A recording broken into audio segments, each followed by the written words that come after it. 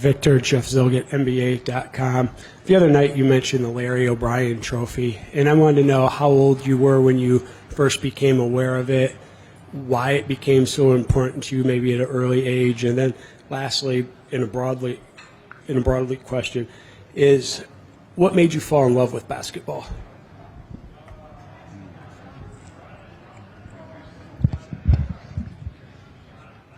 Falling in love with basketball happened really early on in my life. I have pictures of myself with a basketball at an age where I wasn't even old enough to have memories. And the Larry O'Brien, I don't remember. It really goes too far back. Basketball's really been there for so long for me. But I guess all kids love trophies and medals. Mike, over here on the right side. Victor, you saw the five banners the first time you walked in here. I know you have a connection to Pop, to Tim, to all the guys from the past, but how do you kind of thread the needle between connecting to that and wanting to start something new with you and your young teammates?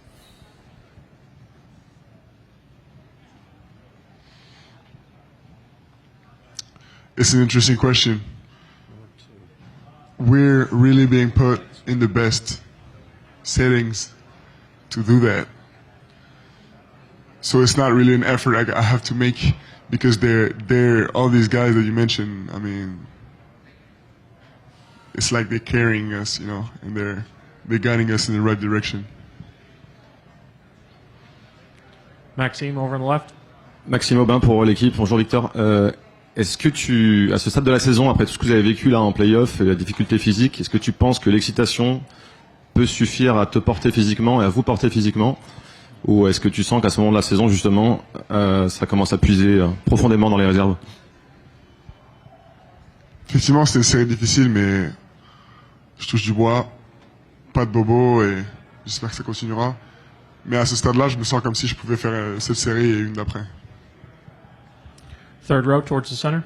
Vic, how's it going? Christian Winfield, New York Daily News. You guys played the Knicks 3 times this year, including in the NBA Cup Final. I'm just wondering what you think about the matchup going into this NBA Final series against them. It's a great team, It's a great team of experienced guys who are not here by chance, but by relentless effort over the years, and very different career paths for all of them. So they're right where they're supposed to be, in my opinion. And all of them are going to be super hungry in their own way. On your left, Jared. Jared Weiss, The Athletic, on your left. Victor, this is going to be a gigantic audience that you're playing in front of. How do you feel about the fact that a lot of the world, the basketball world, even the general world, is going to be watching the series? And how does that spotlight motivate you, and how do you feel comfortable in that spotlight? Doesn't motivate me. At the end of the day, only 20,000 people fit in the arena, so it doesn't really make a difference. On your left, Tim. Tim Reynolds with the Associated Press. Victor, going back to the other night, I'm curious, one, did you get the chance to have your conversation with Pop? And two, you guys, there was so much emotion after the game. What was the process like for you of coming down off all that, recentering and getting locked in on this? So for the first question, yes, of course I saw Pop right away when we landed, and the emotion was really something I haven't felt in a while. I don't even know since when. And coming back down from this is a challenge, and it's not done yet. We still need to really come back down to earth and realize that we haven't done the hardest yet. The job isn't done at all. So we still got about, I don't know, what time is it? Like 30 plus hours to recenter. Fourth row on your right. Bonjour Victor, Sami Sadik pour l'équipe. Il y a 3 ans, quand tu avais été à la loterie, quand les Spurs t'avaient eu à la loterie, tu avais dit qu'au fond de toi, tu sentais que c'était ton destin de devenir un Spur. Est-ce que tu sentais aussi que ce destin allait t'amener à aller en finale aussi jeune? Et tu avais eu cette phrase très intéressante l'été dernier, tu avais dit que les épreuves que tu avais vécues avaient accéléré les choses. Bien sûr.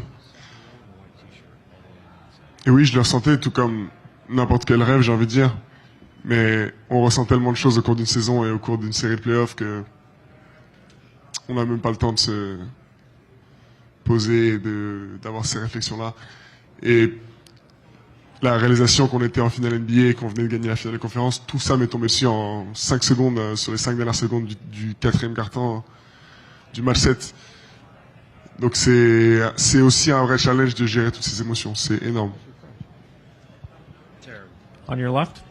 Hey, Victor, we know you spent years doing very specific training, like paying close attention to your nutrition since you were a kid, working on your stability and mobility. And then this summer you also spent time working on the mental side of the game. Can you tell us how important is these little things to reach the NBA Finals?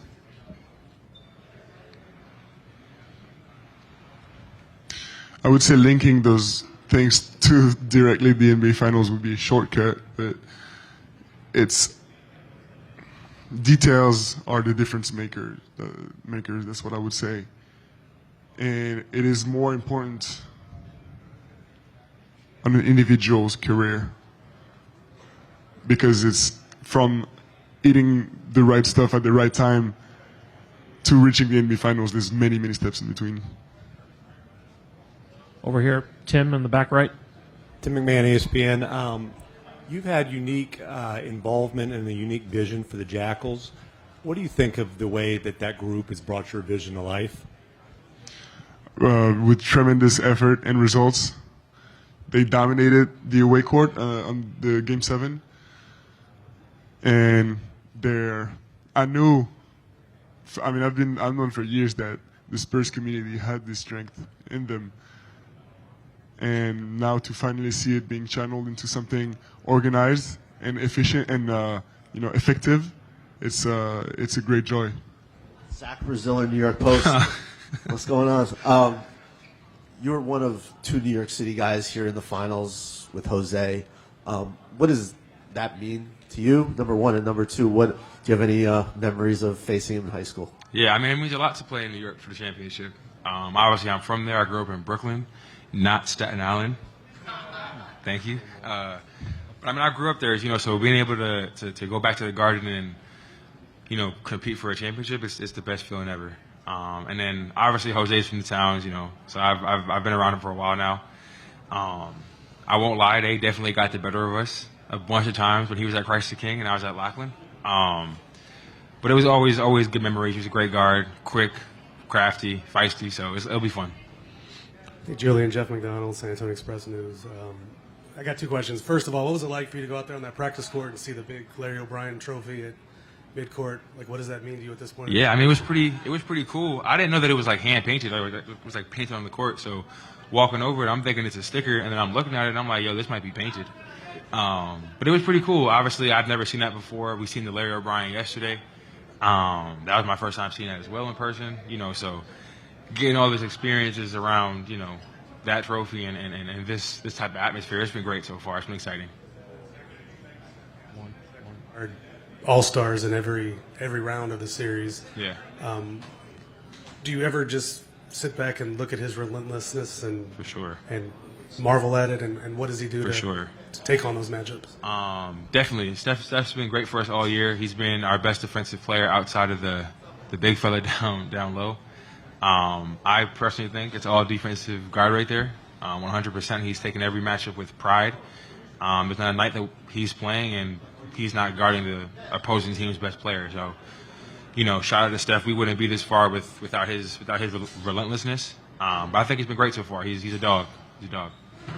Bruce here on the right. Julian, how did St. John shape you as a ball player and as a man?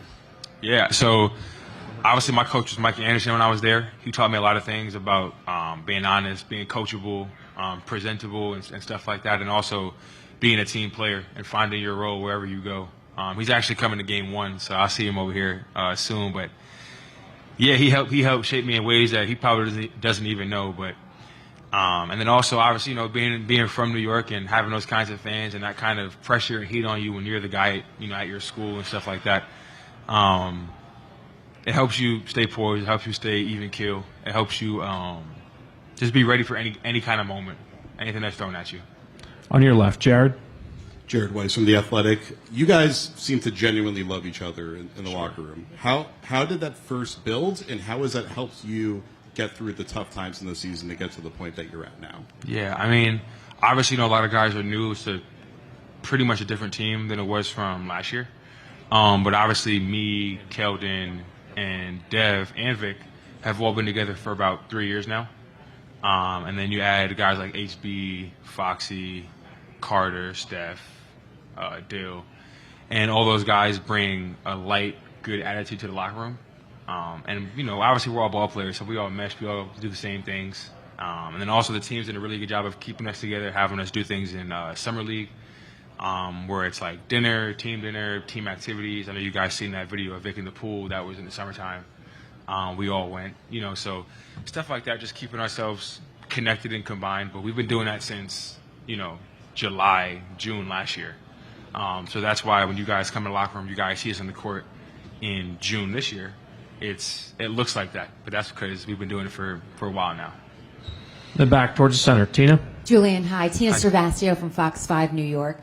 Once again, going back to your New York roots, when you look at your professional story, undrafted, the way you had to fight your way through, getting here to the Spurs and earning that role, now you're in the NBA Finals. How does that play in to the way that you were raised and helped you along the way to get to this point? Oh, for sure. I mean, my parents did, in my opinion, I got the best parents ever.